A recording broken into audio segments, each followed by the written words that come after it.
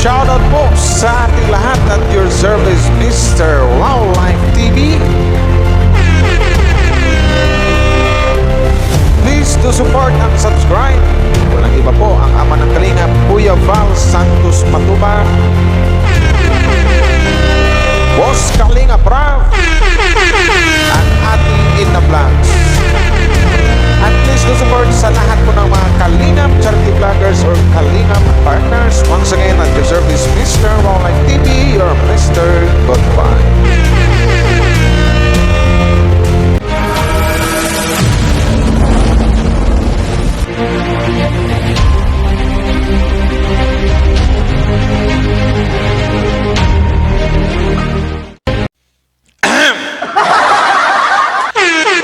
Shoutout sa lahat po ng buong Team Kalingap. Shoutouts!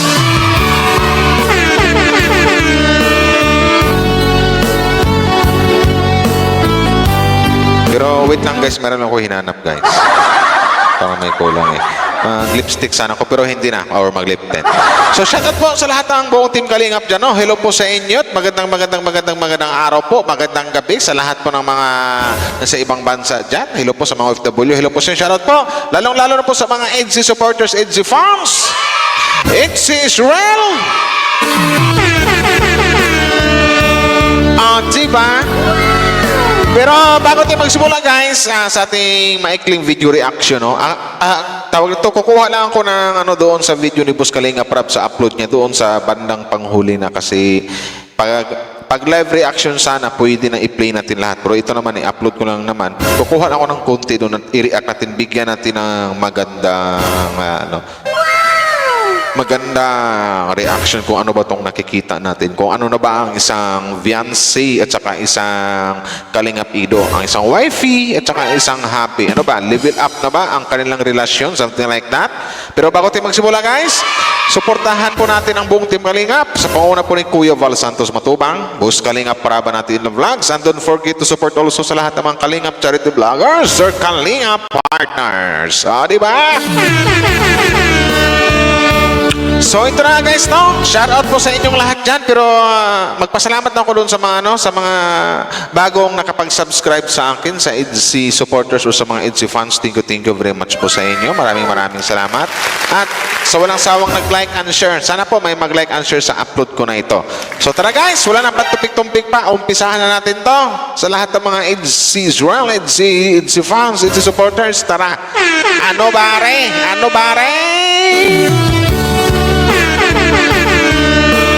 Ito yung nasa Hong Kong sila. Ito yung part 1 to, nasa Hong Kong sila. So dito natin malalaman kung ano bang mayroong sabihin nila to. Sabihin natin relasyon, word na relasyon, di ba? Kasi love team naman sila eh.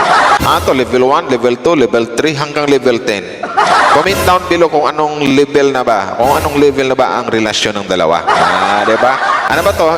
Iba yung level tsaka iba yung level kasi yung sabihin natin relasyon na walang level na nagkakaintindihan sila. Pero dito ang tanong ko, ano bang level? Kung something like upgraded na ba ang relasyon ng EDC? Something like that. Kasi alam naman na natin na nagkagustuhan yung dalawa. So, tara guys, shoutout po sa lahat ng mga EDC fans.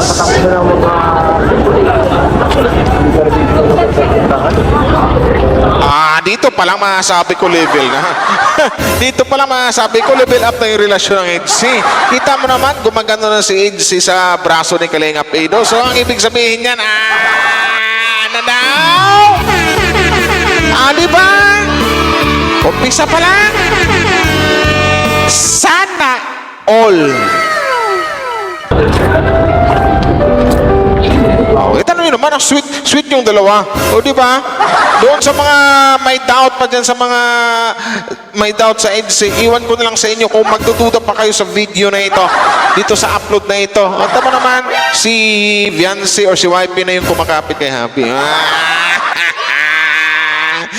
Pastilan Lord. Ano ba yan? Diba? Sana yan? Ay, ang sweet naman ng dalawa, my God. Ano ba yan? Ano ba yan? Mayroon na, ano ba yan? NCMU na ba? Ay, Joke lang po kayo. Oh. In fairness, bagay yung dalawa, di ba? Dito, legal dito, pagiging public. Kaya, Hindi daw bawal yung pagiging sweet dyan sa Hong Kong. In public. biyahe na ng take ko. Biyahe na ng konti sila. Pagod. Ay, grabe. Sabi ko na eh. Nangangatog na ang tungkod ko. Ang sakit na rin ng likod ko. Oh, siyempre, ikaw ba naman namasyal eh. Sa haba na pinasyal yung Papa Eds, ang dami yung sinakyan, di ba? Wala talaga ako sa lamig. Ha? Sana all nakapunta ng Disneyland. Kaya nga. Gusto ko naman, pag nandito ako, okay naman. Napabawas-bawasan. Mabuti na lang. Lagi kang ano ngayon. Dumidikit. Wow. Buti na lang, lagi kang dumidikit ngayon. Ikaw naman kasi, wife, pili lagi mong dikitan ng iyong hobby. Kasi yun yung gusto ng isang kalinga pidor, ng iyong Papa Eds. Dikitan ko sila yan. Ito naman. Diba?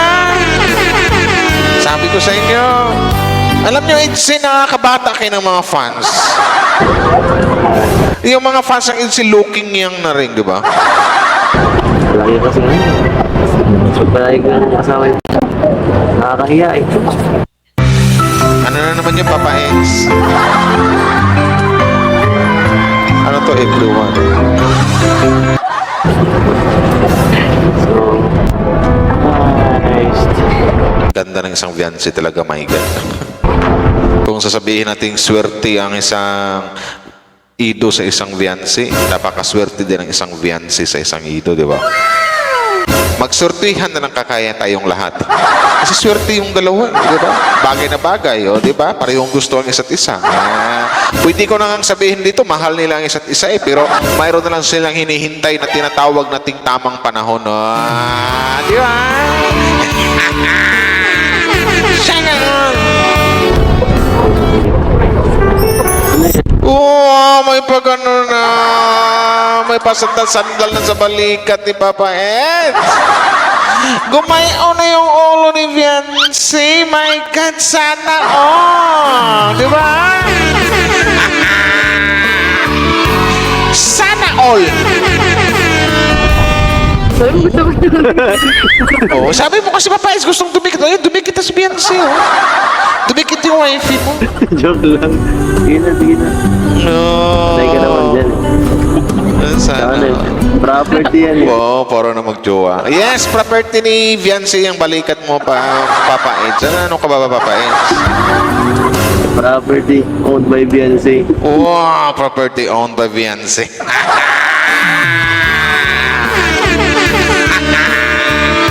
Iba yung kilig na lang ng Itzy, di ba?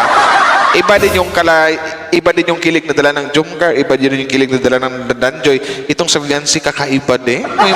May mga property owned by Fiancé. Wow, sana all, di ba? My God! Dito yung nakasupply yun. Nakatitulo yun. Wow, nakatitulo kay Fiancé. So, isa lang naman ibig sabihin yan eh. Na sabihin na wala na maaring pwedeng mangangkin dito sa balikat ko. Mayroon ang nangmamayari na ito. Ang nangmamayari ito ang aking wifey. Walang iba kundi ang isang Fiancé. Oh, ang aking wifey na si Fiancé ang nangmamayari nito. Ano ba kayo? Wow, sige. Sandal ka lang dyan. Sandal ka lang Fiancé sa iyong happy. Oh. Yung dalawa ang sweet. My God! Ano ba yan? Sana all! Hep hep! So, ano? Mas maganda na ba ang view pag ganyan? Wow, ang sweet naman ng dalawa. My God!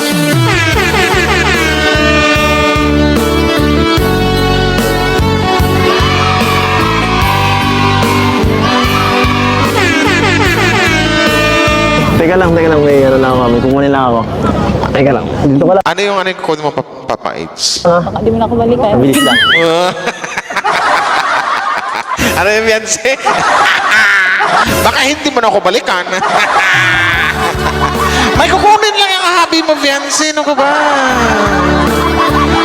Malamang na malamang, 100% babalikan ka niya eh. Alam ko namang alam mo na kung gaano kamahal na yung happy eh. Ano ka ba?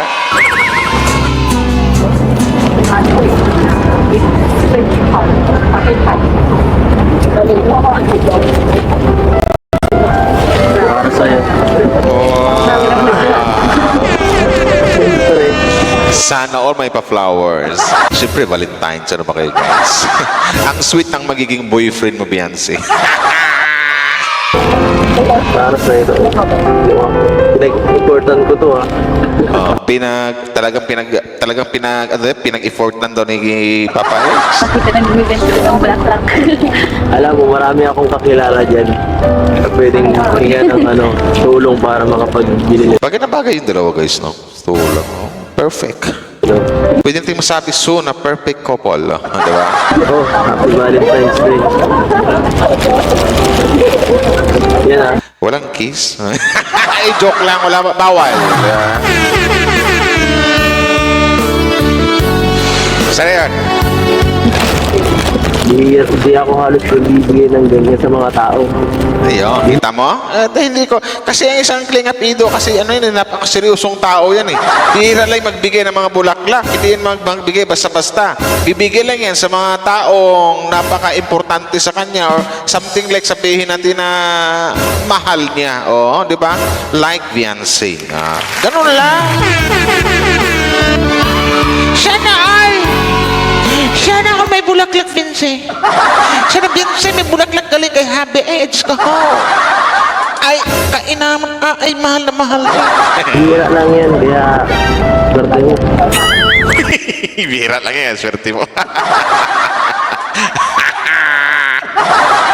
Swerte mo kasi sa mga mahalagang tao ko lang binibigay yan. Oh, di ba? Swerte lang yan kasi sa mahalagang tao ko lang binibigay yan. So, it means to say, hindi ko na kailangang ipaliwanag sa inyo. No need to explain na kung bakit nagbibigay si Edo ng flowers sa isang Beyonce. Unang-una, mahalaga si Beyonce sa kanya, di ba? Ibig sabihin, pag mahalaga, something like na pwedeng sabihin natin na pwedeng sabihin ni Edo na binigyan kitang bulaklak kasi mahal kita.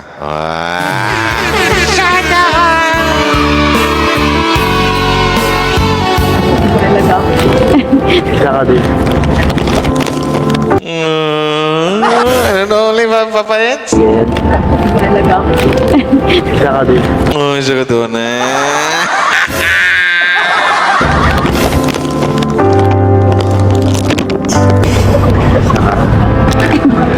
Tsaka, ano Papa Eds?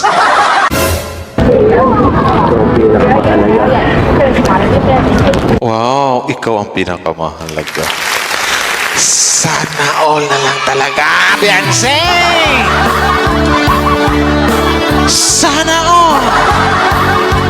Ikaw ang pinakamahalaga. Ano nga uli? Ito ang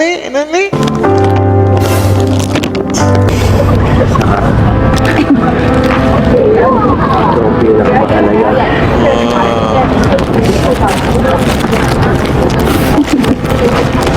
Si Beyonce pagkiligin ni Diyos ko po yung dalawa. Sus. Paano kiligin ng isang Beyonce, ang isang wifey, ng isang happy? Sana all. Kaya ang daming kinilig sa inyo eh. O bakit? Grabe, sobra-sobra na. Grabe na, may pa-flowers pa. Siyempre. Dapat natutulog lang ako. Trabaho. Siyempre para tuloy-tuloy ang saya. No? Para yun ang makiuso naman tayo kahit pa paano. Makiuso naman tayo sa mga millennial kahit pa paano. Wow. Tama ka naman. Ang Valentine's. Okay. Sigurado seryoso ka? Ako pa lang. Oh, ikaw pala Papa Eds. First and last na magiging boyfriend ni Beyonce. Ikaw naman Papa Eds. Diba? Diba ganun lang guys? Diba? Ikaw yung una at panghuling boyfriend ni Viancy Papa Eds, diba? Diba mga Edsy fans? Ganun yun. Bakit? Wala ba akong binigay last year? Wala. Baka nalimutan ko lang. Kaya hindi ako nakapagbigay. Alam mo, ito siguro ang pinakamagandang Valentine's Day sa buong buhay ko. Ako din siguro kasi nasa ibang bansa. Oo. Tapos kasama pa kita. No? Kaya doble ang saya. Ito, Nasa ibang bansa na, tapos kasama pa kita. Dubling saya. Siyempre kasi nakakatuwa naman talaga or sobrang saya maramdaman mo pag laging kasama mo yung taong minamahal mo, di ba? itong mga ganung bagay, na ano ko lang to eh. Nai-imagine ko lang to eh. Nai-imagine ko sa utak ko. Ano, kasama mo yung taong mahal mo. Talagang umami na yan. Sana all. Kasama mo yung taong mahal mo habang nagmuni-muni, habang nakatingin sa mga magandang tanawin. Di ba mga ganun papayits? Iba din. Iba din. Iba din dumidiskarte ang isang kalingap ido. Di ba? Sana all. Ano ka lang. Masaya lang. Nakatambay lang sa ano. So ganito, simpleng ano lang. Di ba, napaka-romantic. Lalo pag may paakbayan papayits, may tira papayits. Napaka-special. Wow. Parang ikaw. Oh! Bumaba na, te! Ay, gatay! Ano ulit mo, Benz? Special na parang ikaw.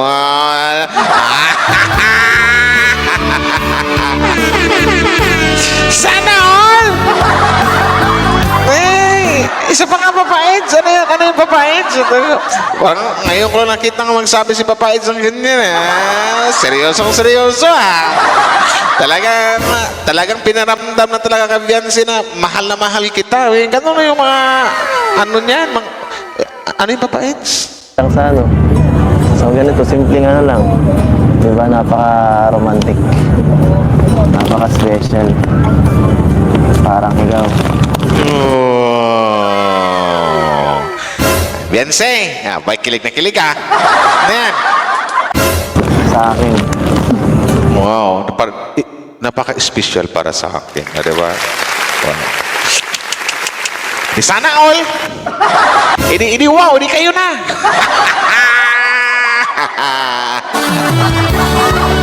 Ito na yan.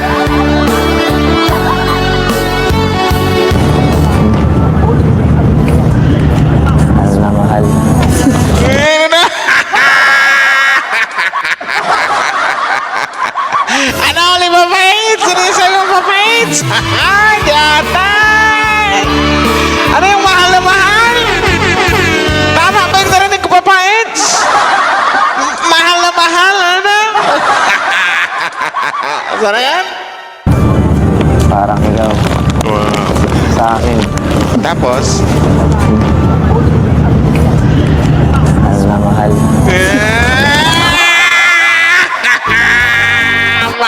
Parang ikaw.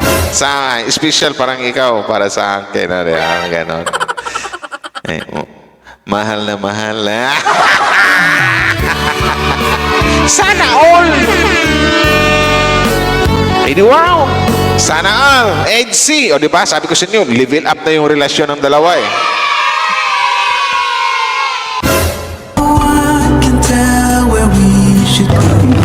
Salamat ha. Ha? Wala yan. Siyempre, dapat lang. Araw-araw ko nga dapat ipaparam. Sulit sarap ulitin. Wait lang, nag-ads guys.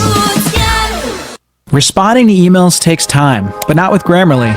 In a few clicks, Grammarly's generative AI Dami. Kaso, wala yung medyo...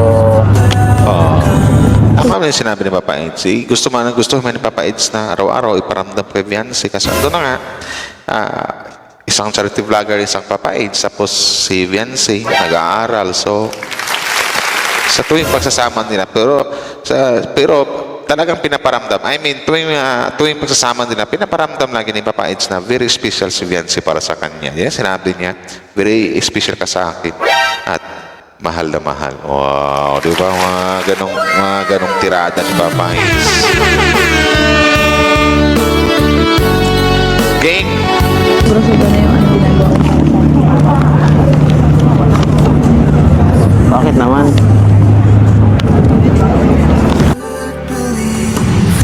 Kulang pa yan eh. Kasi ikaw, swerte ka sa buhay ko. Wow! Ikaw, swerte ka sa buhay ko. Sana all. Iniisip ni Viancy dyan, Hintahin mo lang na mag-18 ako, sasagutin na talaga kita ha. Yan lang.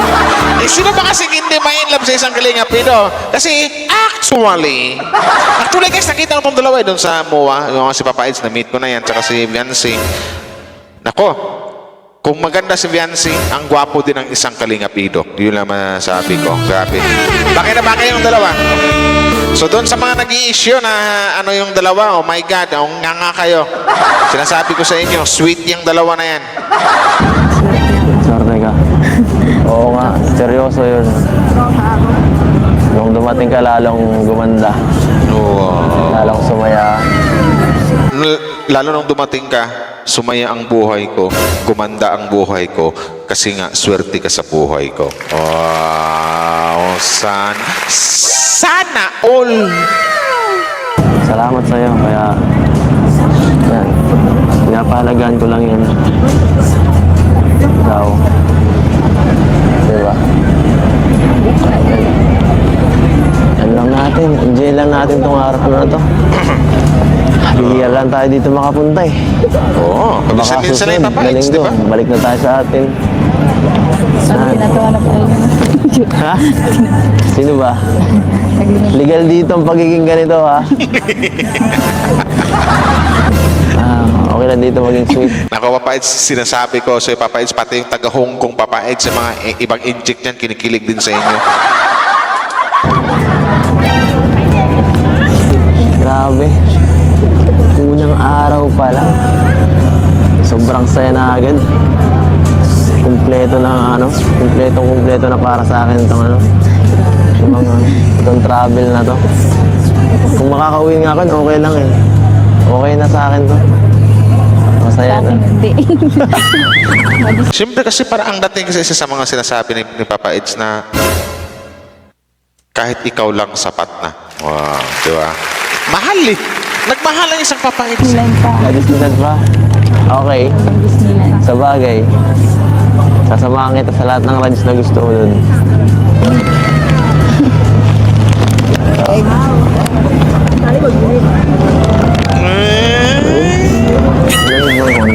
Tinitinang Viancy ko ngayon.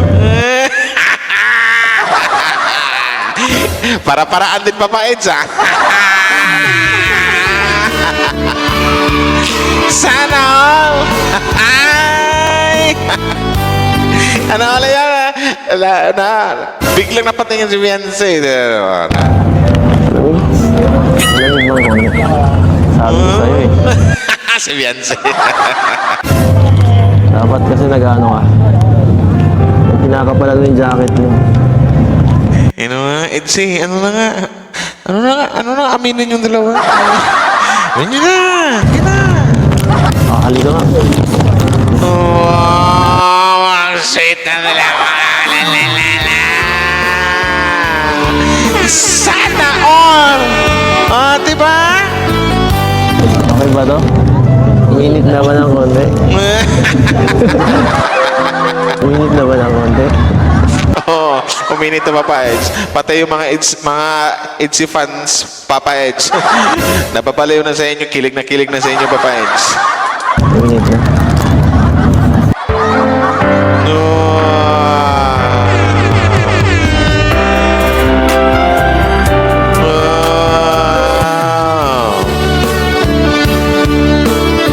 Sana all! So ayun mga kalingap, and Diba? Ito yung dahilan ng lahat eh. yung poging content creator na sikat na sikat yung Boss Kalingap Rab. Ayan po ang nagpatrindi, nagpasikat sa tatlong love team. Mapait si Jum Cardanjoy. Di ba? At nang dahil kan sa taong yan, sa human being na yan, si Boss Kalingap Rab, talagang saludo ako dyan. Nang dahil sa kanya, ang daming mga may edad na bumabata. Looking yang nang nadal sa kilig na nararamdaman. So, yun yun. Sabi ko sa inyo. So, yun na guys, no? Hindi ko na pabahin to. Hanggang dito na lang guys. Kung gusto nyo panoorin guys ng buo, pumunta po kayo sa doon sa YT channel ni Boss Kalingap Rab. Nakalagay sa aking description. Nandiyan sa baba. Click nyo lang tapos panoorin nyo yung itong sa EDC na to. Nandun po ang lahat ng mga nakakakilig na pangyayari ng EDC doon sa Hong Kong. So, yun po. Puntahan niyo po at maraming salamat sa mga nag-like and share, no? So, shout out sa lahat ng buong Team Kalingap at saka sa lahat ng mga EDC fans, EDC supporters. Maraming salamat guys. Salamat sa mga nag-like and share. Bye-bye!